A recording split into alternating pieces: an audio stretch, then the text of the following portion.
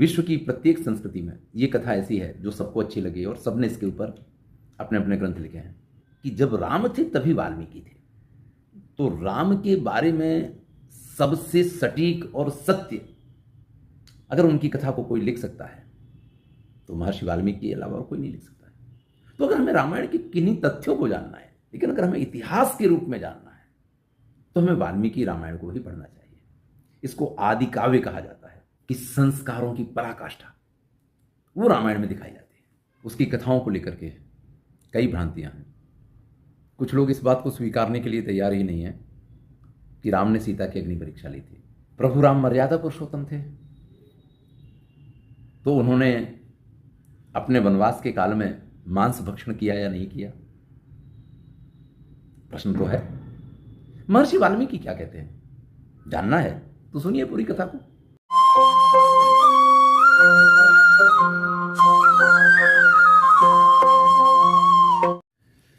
नमस्कार मित्रों, मैं हूं डॉक्टर हरिनिवास। चैनल है संस्कृत साहित्य एवं संस्कृति। भारतीय ज्ञान परंपरा में हमने कुछ विषयों की चर्चा की। आज हम महर्षि वाल्मीकि की रामायण को लेकर के कुछ तथ्यात्मक बातें करेंगे। देखिए, रामायण की कथा को लेकर के बहुत सारे ग्रंथ लिखे गए हैं।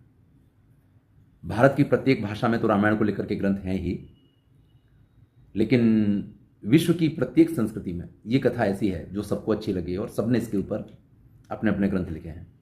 जैन धर्म में भी उनका अपना रामायण का ग्रंथ है, सिंगापुर में भी, और आप किसी भी देश में चले जाएंगे, वहाँ की संस्कृति को इस कथा ने प्रभावित किया है। किसी ना किसी रूप में हमें ये कथा सर्वत्र देखने को मिलती है। लेकिन रामायण की वास्तविक कथा और सच्ची कथा कौन सी थी? अगर हम इसकी चर्चा करने बैठे तो महर्षि वाल्मीकि की रामायण में स्वयं वाल्मीकि ऋषि ये लिखते हैं कि उनके यहां सीता का आगमन हुआ और सीता ने 2 बालकों को जन्म दिया। उन बालकों को ये पूरी कथा तैयार कराई गई और फिर ये कथा रामचंद्र जी के यहां जब अश्वमेध यज्ञ चल रहा है, उस समय उनके दरबार में इस कथा को प्रस्तुत किया गया। तो इसका तात्पर्य यह हुआ कि जब राम थे तभी वाल्मीकि थे, और इन दोनों को समकालीन ना मानने का हमारे पास कोई कारण नहीं है, और समकालीन मानने के लिए हमारे पास बहुत सारे प्रमाण हैं। तो अगर राम और महर्षि वाल्मीकि समकालीन हैं, तो राम के बारे में सबसे सटीक और सत्य अगर उनकी कथा को कोई लिख सकता है तो महर्षि वाल्मीकि के अलावा और कोई नहीं लिख सकता है। और यह भी है कि जब प्रभु राम, जिनको आज भगवान राम के रूप में हम जानते हैं, वो जन्म लेते हैं तो भगवान के रूप में जन्म नहीं लेते हैं।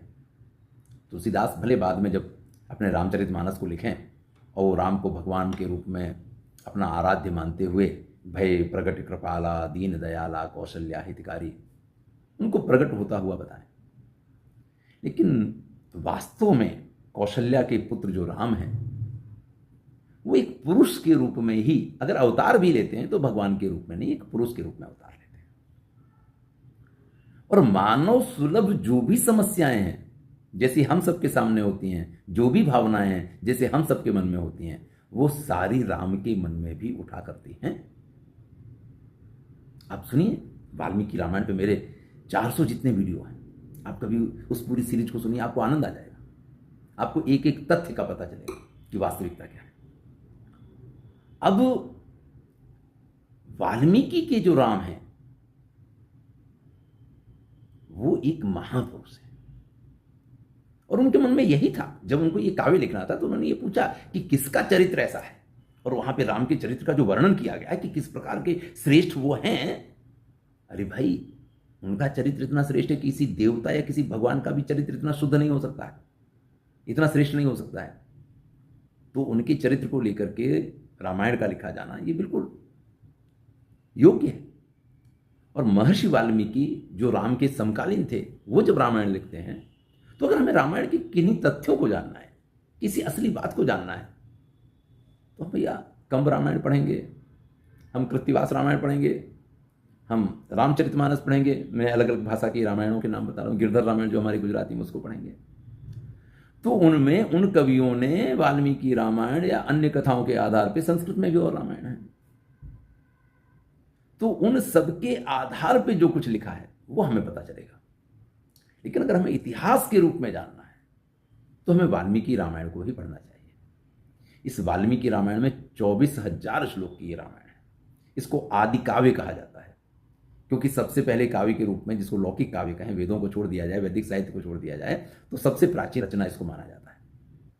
यहां पे भाइयों के बीच का प्रेम, यहां पे पुत्र का पिता के प्रति कर्तव्य, यहां पे पुत्र का माता के प्रति कर्तव्य, छोटे भाई का बड़े भाई के प्रति कर्तव्य, बड़े भाई का छोटे भाई के प्रति कर्तव्य, उसका स्नेह। भाई जिसको आप कहते हैं ना कि संस्कारों की पराकाष्ठा, वो रामायण में दिखाई जाती है। वैसे एक बड़ा ही गलत वाक्य समाज में प्रचलित हो गया कि ये रामायण तो घर घर चलती है। भैया घर घर में अगर रामायण के चरित्र आ जाए ना, आप खाली केकई और मंथरा की बात को लेकर के ये तो घर घर की रामायण आप कहते हैं। वास्तविकता ये है कि घर घर की रामायण जो है ना वो गलत है। घर घर में रामायण हो तो ये बहुत अच्छा विचार है। तो ये एक मेरा प्रयास है कि घर घर में रामायण पहुंचे। भारतीय ज्ञान परंपरा के इस वीडियो के माध्यम से मैं आप सबका आह्वान करता हूं, प्लेलिस्ट में जाइए और वहां पे वाल्मीकि रामायण करके एक प्लेलिस्ट है, उसको आप देखिए, उसका आनंद लीजिए। जो वास्तव में भारतीय ज्ञान है उसकी आपको अनुभूति होगी, उसकी आपको प्राप्ति होगी। हमारा वास्तविक इतिहास आपको जानने को मिलेगा। हमारे ऋषियों की वंश परंपरा किस प्रकार से है, सूर्य वंश की परंपरा किस प्रकार से है, बहुत सारी ऐसी कथाएं हैं जो आपको जानने को मिलेगी। कौन सी ऐसी विद्या थी जिसके कारण राम और लक्ष्मण को भूख प्यास नहीं लगती है, वो कभी थकते नहीं हैं, कितनी भी देर युद्ध कर लें उनको थकान नहीं लगती है। तो ये सब कुछ जानना है तो आपको महर्षि वाल्मीकि की इस वाल्मीकि रामायण को, जिसको मैंने आपके सम्मुख प्रस्तुत किया है, एकदम सरल भाषा में प्रस्तुत किया है, उसका आनंद अवश्य लेना चाहिए। तो आज ही मेरे चैनल पे जाइए, संस्कृत साहित्य एवं संस्कृति प्लेलिस्ट निकालिए, वाल्मीकि रामायण स्वयं सुनिए, और अगर अच्छे संस्कार देने हैं तो इस वीडियो को चलने दीजिए पीछे, अपने बच्चों को सुनने दीजिए। एक बार नहीं अनेक बार उनको ये कथा सुनाएंगे ना तो उनके अंदर अच्छे संस्कार अवश्य आएंगे।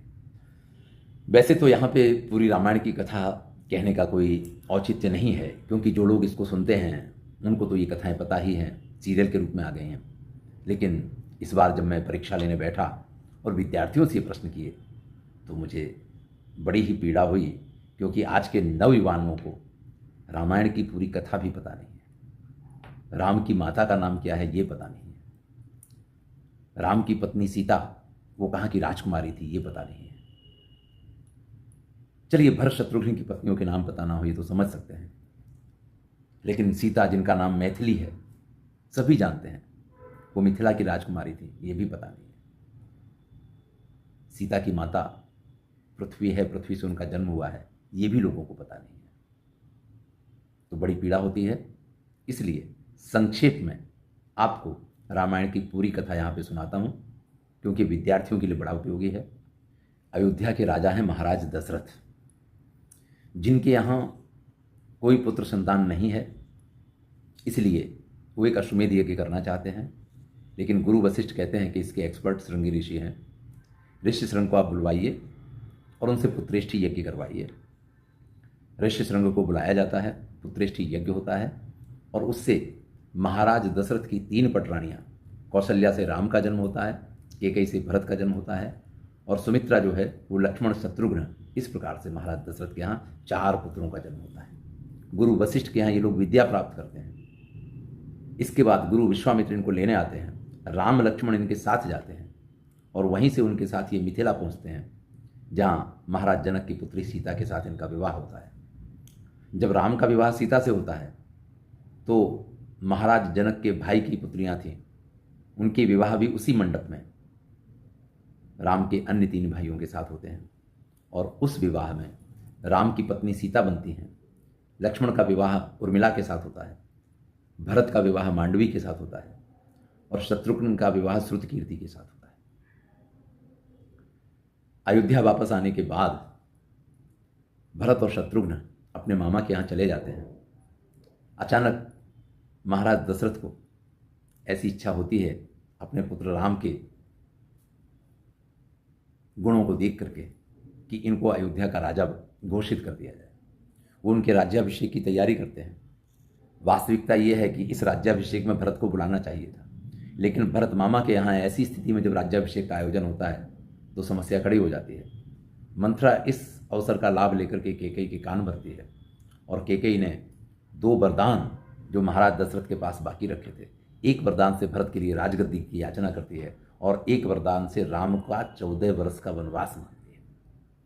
जब राम को 14 वर्ष का वनवास मिलता है तो लक्ष्मण कहते हैं कि मैं भी साथ चलूँगा और माता सीता कहती हैं कि मैं भी साथ चलूँगी।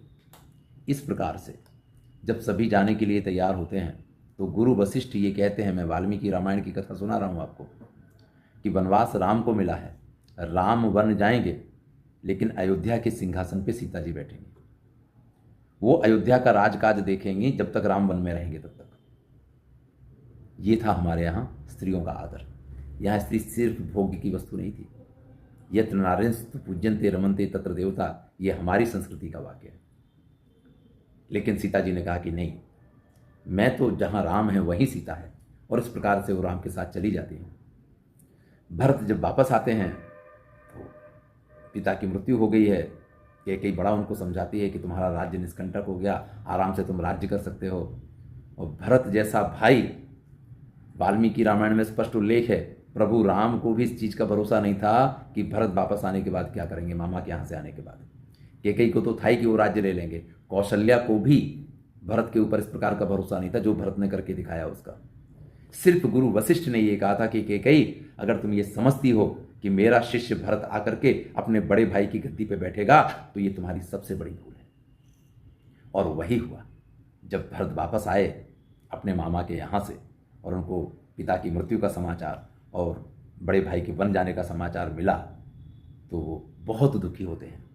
माता कौशल्या के पास जाते हैं, उनसे क्षमा याचना करते हैं, उनसे कहते हैं कि माँ, मैं किन शब्दों में आपसे क्षमा याचना करूं, लेकिन एक प्रयत्न कर रहा हूं कि कैसे भी करके मेरे बड़े भाई वापस आ जाएं।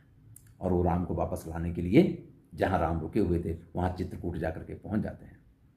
लेकिन पिता की आज्ञा के पालन का निर्णय करने वाला कि प्राण जाए पर वचन न जाए, राम जो है वापस आने से मना कर देते हैं। भरत नंदीग्राम में जमीन में एक गड्ढा बना करके और वहां बैठ करके तपस्या करते हैं।